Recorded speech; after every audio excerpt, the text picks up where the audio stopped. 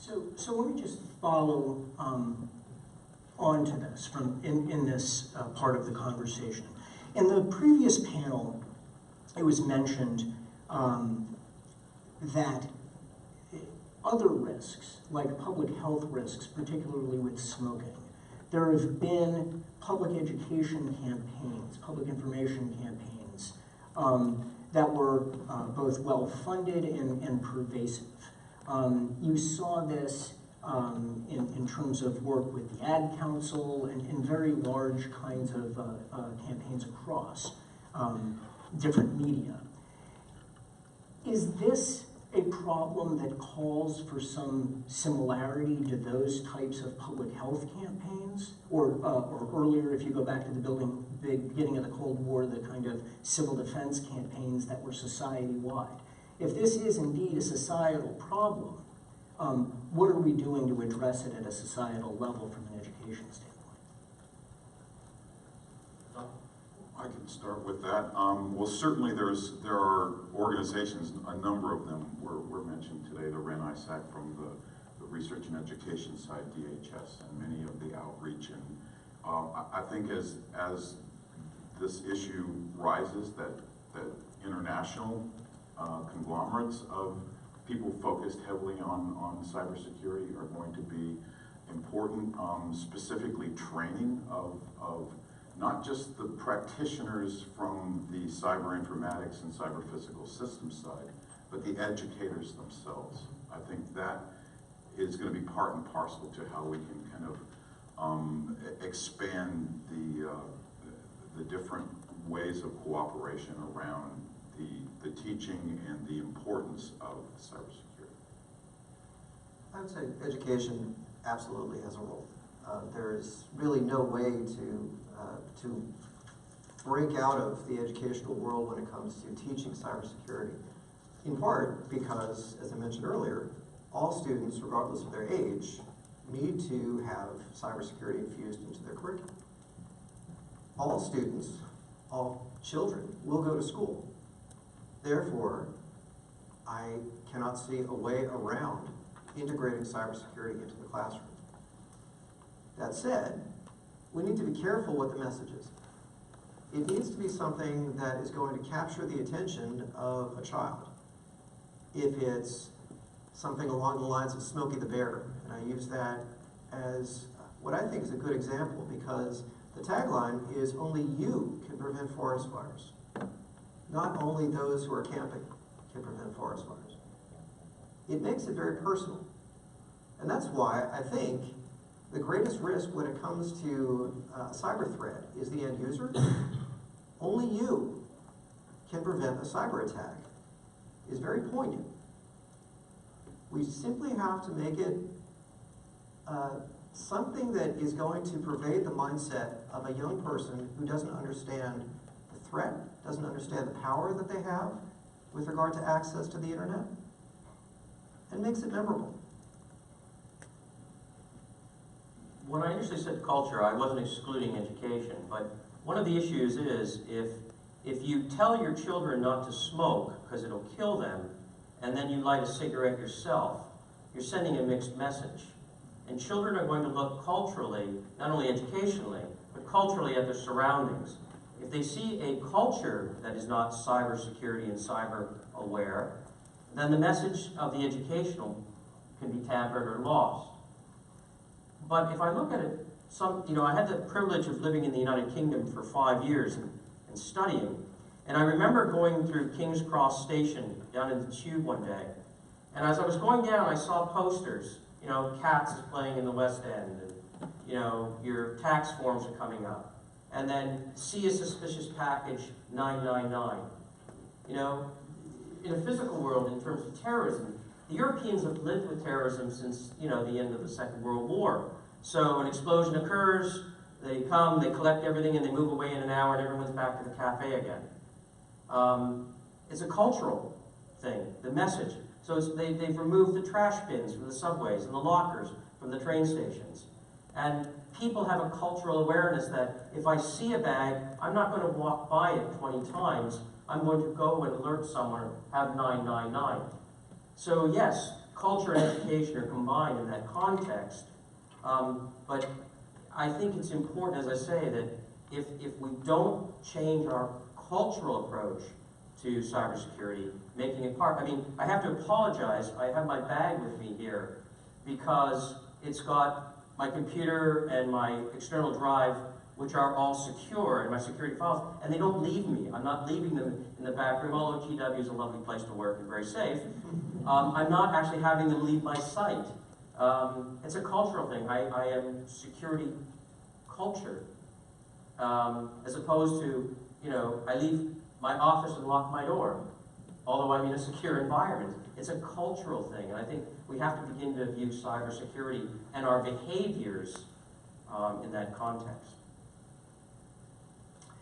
So let me turn now to workforce development and issues surrounding education and workforce development.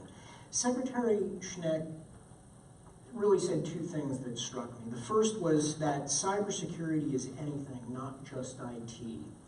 And made a plea, of course, and talked a little bit about the need for more trained professionals in Department of Homeland Security.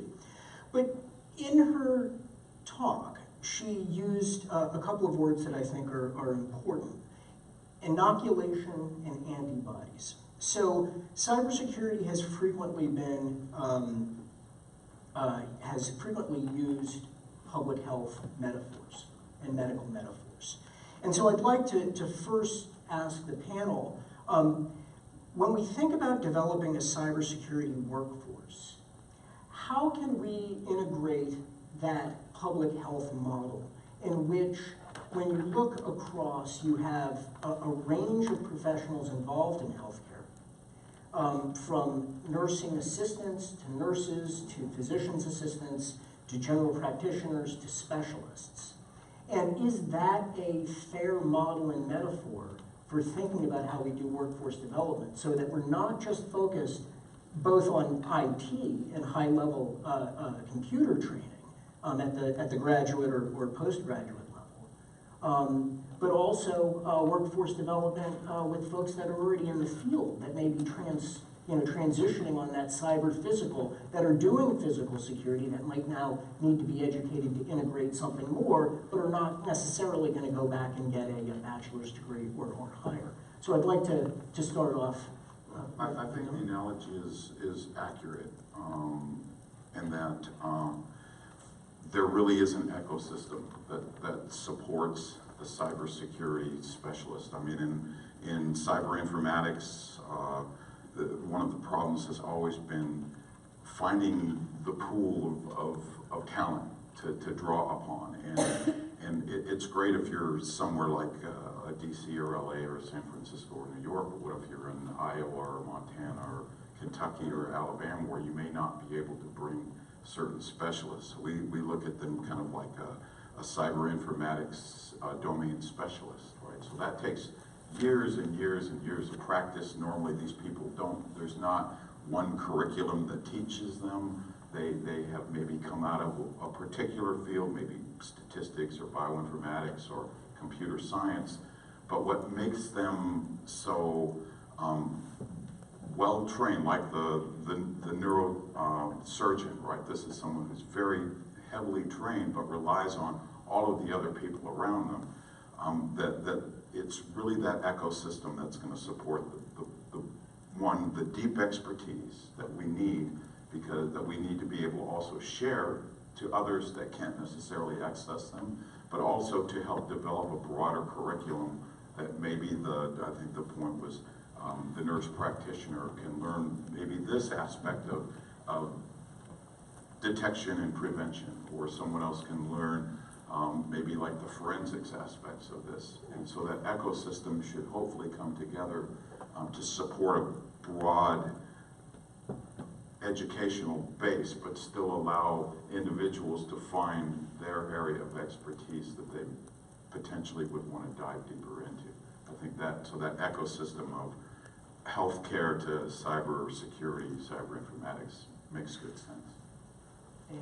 I regret having missed Deputy Undersecretary Schneck's speech, because it sounds like she touched on a few things that are definitely worthy to highlight during this particular discussion. Part of the reason why we, or at least within DHS, we generally have been referring to the medical field in association with any discussion on the development of cybersecurity workforce, is that the medical field, and I don't just mean doctors, certainly the nurse practitioner has just brought up, anyone who works in the medical field has a very defined role. Sure, they may have knowledge that extends beyond their role, but their role is professionalized. And in this country, I think we've actually made some pretty significant strides, not all of them well publicized, but significant strides to develop, or at least build the foundation for a professional cybersecurity workforce. Part of the way we've done so is through the National Cybersecurity Workforce Framework. That is, if you have a chance, just look it up. It's free, available, interactive. The National Cybersecurity Workforce Framework defines cybersecurity roles in terms of high-level categories. There's 7 of them. And then within each category, there are specialty areas. Over 30 specialty areas in cybersecurity. And this wasn't just the government deciding, okay, this is what we're going to be calling these specialty areas. We had various focus groups from industry and academia and government that helped us not only create these specialty areas, but choose the words in which we're going to describe those specialty areas so that there's a common lexicon across domains. Industry can still refer to the same cybersecurity professional exercising 1 or 2 or several different responsibilities in the same way that the government can. This is important because, for example, we just heard Secretary Moran refer to 17,000 open positions in Virginia. Hopefully, those positions, whether they're in the private sector, public sector, nonprofit sector, academic sector, what have you, are going to use the same terms to describe the responsibilities of that particular role. This is important because eventually we will get to the point, hopefully in this country, certainly in other countries throughout the world, where we have a defined professional cybersecurity workforce, where if you have a certain title, everyone knows what knowledge you required to get there, what skills you had to attain to get there, and how you've proven those skills or demonstrated those skills through your abilities. Something else that I think is very important to touch on, thank you, Don, for mentioning other states.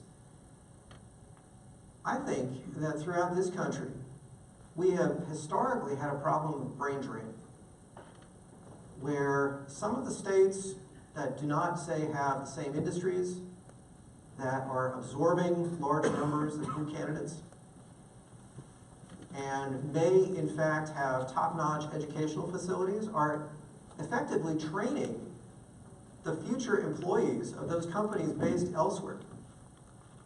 So if you have someone in Arkansas who has studied cybersecurity at this point, without many cybersecurity jobs available in Arkansas, that person has no choice but to get up and leave and go someplace else. Whether it's Virginia, whether it's DC, whether it's Maryland, whether it's anywhere. That is going to be a problem in the long run because our states are going to lose their best and brightest students who have the skills that they could set to work immediately in their home states. And this is why DHS really feels it's important to start cybersecurity education early in every state in the country. Very pleased that Arkansas, as I mentioned it just before, and Louisiana and other states have adopted DHS-sponsored middle and high school curriculum. This, I think, is going to be a game changer when it comes to not only the development of a cybersecurity workforce nationwide, but the definition that this person can fill X role, and we have a need for X role in our backyard. So it's Yeah, I concur. I think that's excellent. I think one of the things that, for me, is the continuous learning. And I applaud very, very much those companies that are investing in their workforce.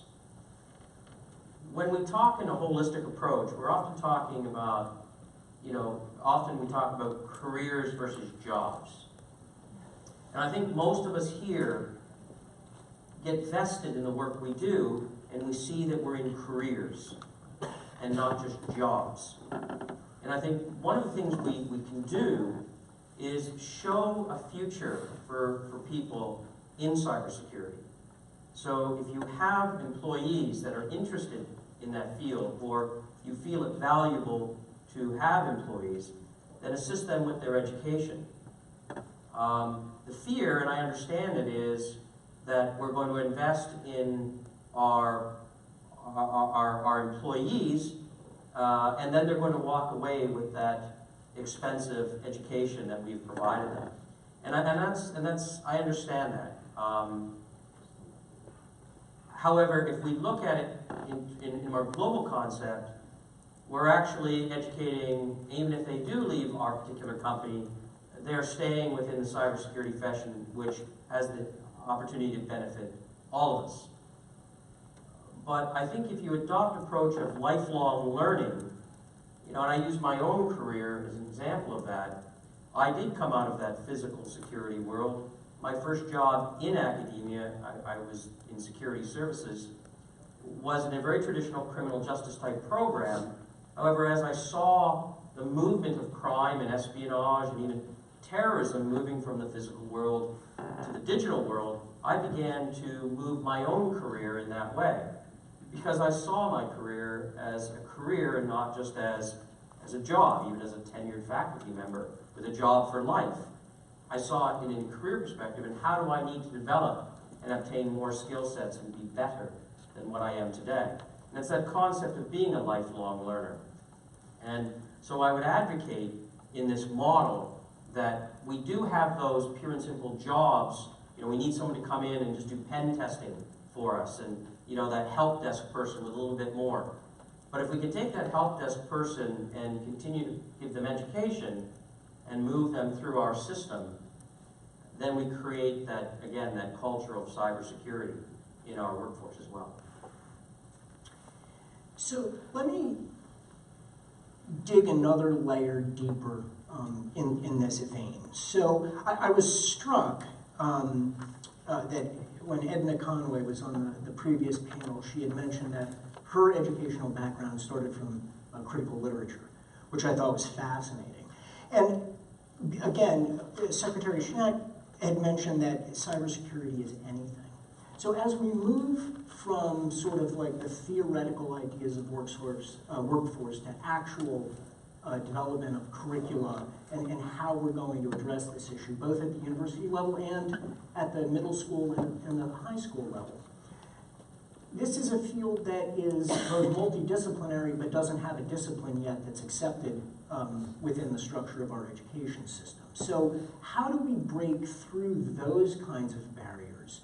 How do we touch those students that may have an interest in something that they don't realize might actually be very critical to cybersecurity?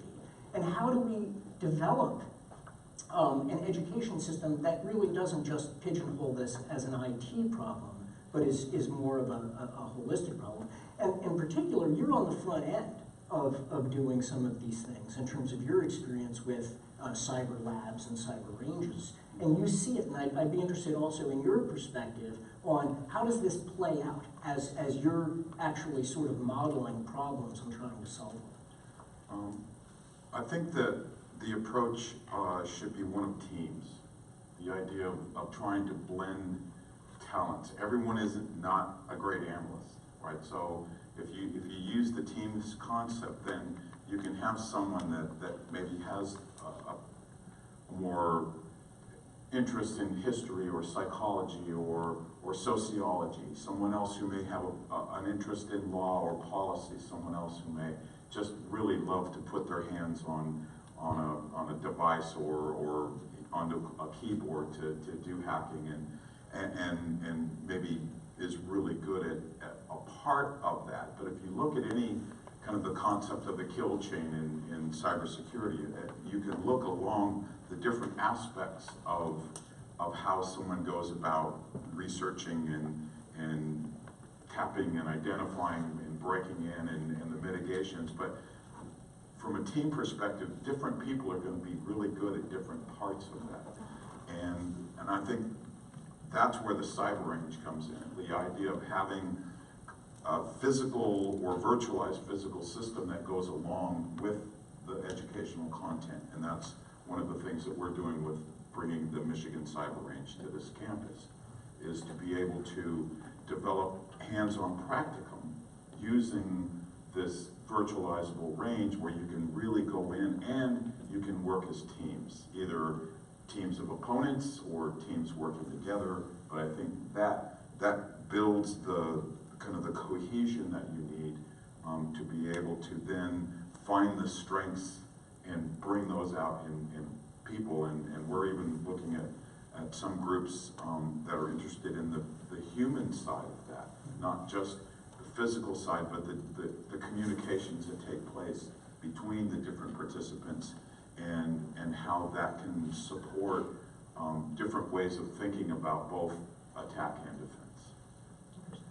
Very interesting points, and I certainly agree that teamwork is something that we need to build up and certainly harness the abilities of all members of the team. But the problem, as I see it, is that at this stage, those who grow up in the IT world, at least at the starting level, or the entry level, generally speaking, don't like to work in teams. They tend to be very individualized. They want to have their own computer, figure out whatever the problem is on their own, present it, and move on to the next thing. Not the most social animals. And nevertheless, I believe, as important as teamwork is, it is something that can be taught over time. There are certainly going to be those who would prefer not to be in a team environment, who have the ability to work in a team. Just, they exist. For those who do not feel that they have that ability, or really don't like to work in a team, we can do a whole lot to build up their confidence over time. However, I think that this has to start before they get into the career that they find themselves in. We want to say, it's not just team building. It's not just working within a team.